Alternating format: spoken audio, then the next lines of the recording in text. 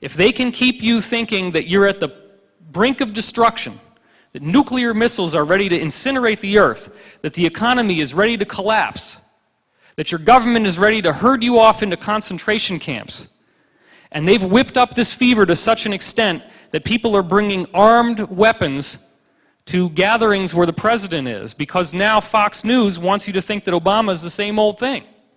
I don't care if that's what you believe or not, but any time that Fox News is telling me something is true, I'm inclined to think it's not true based on their past history. Can I get an amen on that?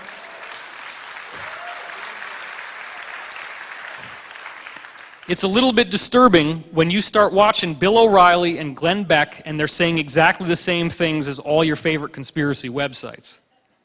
That's not good. That's not what we want. Because Fox is a corporate entity. It is a propaganda organ. It's also important to understand that many of the conspiracy sites have been seeded with propaganda. These are not independent bloggers that are actually trying to raise money and do an honest living. These are people that are funded by the Pentagon and the NSA. We've had extensive discussions with people about this who are insiders. So what's happening now is that because as a planet we have not loved ourselves, we have been stuck in this self-loathing, in this self-condemnation, and this fear of our own potential, this fear of our power. The universe has not sent us these majestic, loving, cosmic leaders who are all-knowing and all-powerful and can be trusted with the warmth and the innocence of a young child. They have sent us vicious killers who will do nothing but spare no expense to rape us, to steal every cent of our money. That's what happens in the universe, but it only happens until you don't need the lesson. If you learn to love yourself, do those negative people still get fixated into your life to such an extent that that's all you ever have? No. If you're one of these people who's been through self-loathing and moved into positive self-concept and self-esteem, if you have learned the power of no, as opposed to the power of now, and you can say no to somebody trying to manipulate you, then all of a sudden, you're not shackled to this feeling of obligation to someone who is being grotesquely unfair.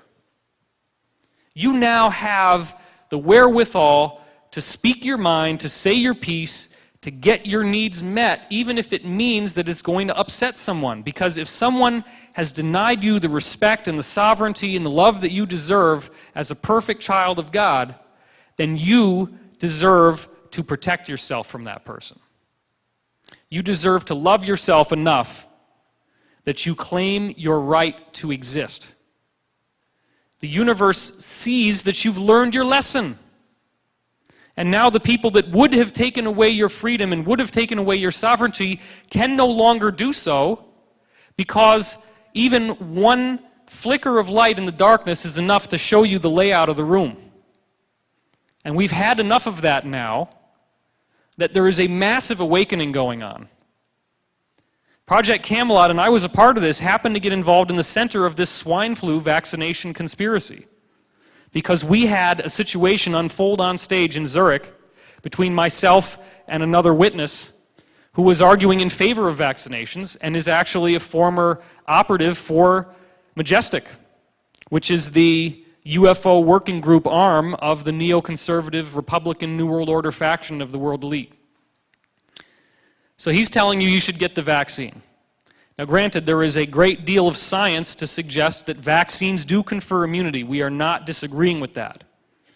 But we are also considering the testimony of people like Jane Burgemeister, a well-known mainstream journalist who happened to go alternative when she started to find out that Baxter Pharmaceuticals, as you all know, had released a vaccine, and thank God these people in Norway injected it into some rats before they gave it to people, and the rats all got bird flu and died. Oops. How did that happen? I don't know how that happened. Did we do that? No, of course not.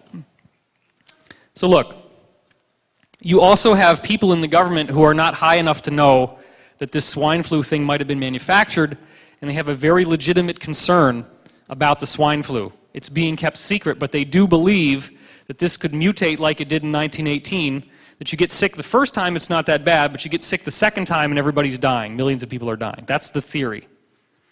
Let's bear in mind that in 1918, the world was nowhere near as civilized as it is now. Sanitation was much less. And in order for you to have any of these flus, regardless of what they are, get your health down in a negative way, your immune system has to be depleted. What's the biggest thing in this new science I'm going to teach you about that depletes your immune system? Negative thoughts. So if they can keep you in fear, which means that you hate the government, you hate the president, you hate what's happening to your kids in school, you hate the economy, you hate the Federal Reserve, if you're angry and you're fearful all the time, and then they stick out a little virus, guess what happens to you? You get the virus. A virus is a frequency-based entity. As you see in my 2012 Enigma video, polio, rubella, all these various viruses have geometric structure, which is wave particle structure. Geometry can flip around into the time field and become a wave. Kuznetsov, which you're going to see in this presentation, proved that the wave structure of a disease is enough to infect healthy tissue in a hermetically sealed container. You can take the wave structure of a disease, zap it through a hermetically sealed container, and have those cells inside the container catch the disease. A disease is a disease of the mind which has as its medium of transference the consciousness field. That's how you get sick. It's by going out of integrity. The nutritional component is secondary to that. When you're in an area where everybody is depressed because their living conditions are very difficult, they're going to get sick a lot more because they're so negative. So I ask you this. If you can respect yourself enough to no longer let these people into your life on a personal level, is there a 100th monkey effect that happens to the planet? Of course. Of course. And that's what's happening right now. What I said on this panel last night, what I said on the radio show that I just did with Project Camelot on Thursday, what I'm preparing to say on my website, is that we are now at a point where we have graduated. I was told this a year ago. I was actually starting to be told this 2 years ago. It's now happened. We have graduated from the need to have the New World Order running the show. It's over. It's going to be over within less than a year.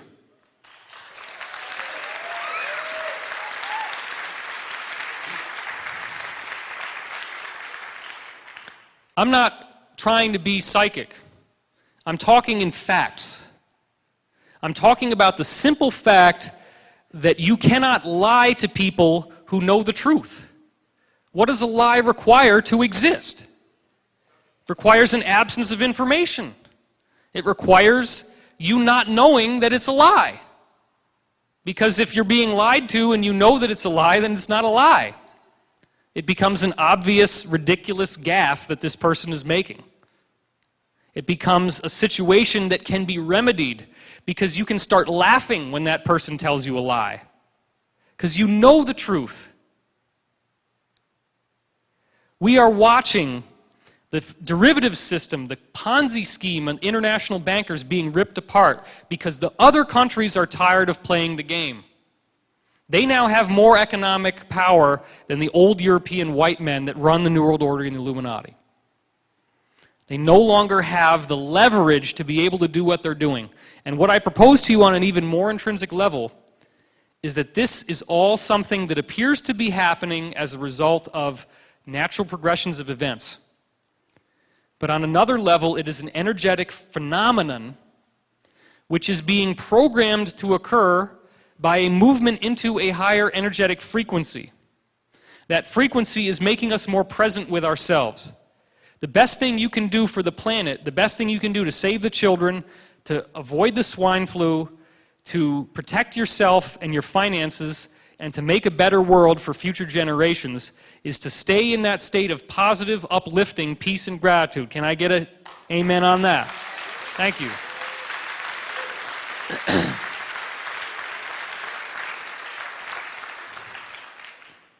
And I don't profess that I'm the guy you go to for the answers. You can send me your emails. I'm happy to read them. I read all my emails. But this is something that each of us are doing. I've only identified an effect that's happening to everyone.